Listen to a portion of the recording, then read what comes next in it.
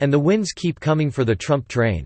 WDRB reported that yesterday a federal appeals court in Cincinnati, Ohio dismissed a fraudulent lawsuit filed during the 2016 presidential campaign against President Donald Trump. The lawsuit was filed by 3 people who claimed they were assaulted by Trump supporters during a campaign rally in Louisville. During the rally, Trump told his supporters to remove the 3 plaintiffs, who were rowdy and protesting him. Trump shouted, "Get 'em out of here, but don't hurt them." Here is more via WFPL. A federal appeals court has dismissed a lawsuit that alleges President Trump encouraged his supporters to assault protesters at a Louisville campaign rally in 2016. The 3 plaintiffs claimed they were pushed, shoved and punched by audience members after Trump repeatedly shouted, "Get 'em out of here," during his speech at the Kentucky International Convention Center.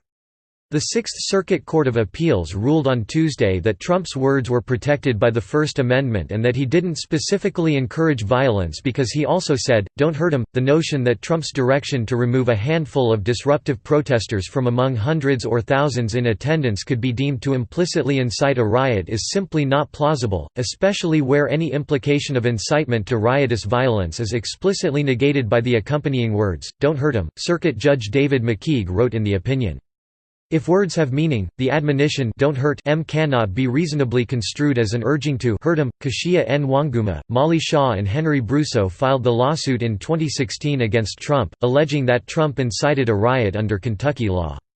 Nwanguma alleged she was assaulted and subjected to racial slurs made by Trump supporters Alvin Bamberger and Matthew Heimbach, a local white supremacist.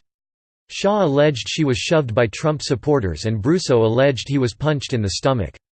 Dan Cannon, an attorney for the protesters, said in a statement that they will seek further review. Mr.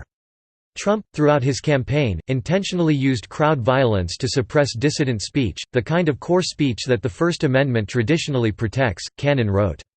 The court's opinion today gives him a free pass for that conduct, even though he had publicly been asking for violence to occur at these rallies for months, and even though his co-defendants have said they would not have attacked our clients if Trump had not directed them to do so.